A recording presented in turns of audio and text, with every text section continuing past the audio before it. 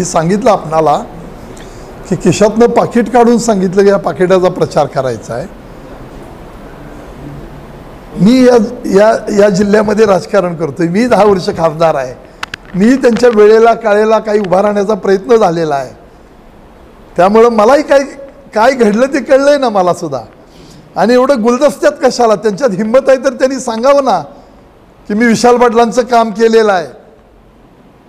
एवढं नथीतनं तीर मारायचं काय कारण आहे त्यांनी? तर महाविकास आघाडीच्या उमेदवाराचा विश्वासघात करणं ही भूमिका बरोबर नाही. गरीब मुलगा आहे, चांगला पैलवान होता, एवढं फसवायचं कशाला? सांगायचं तुला मदत करू शकत नाही.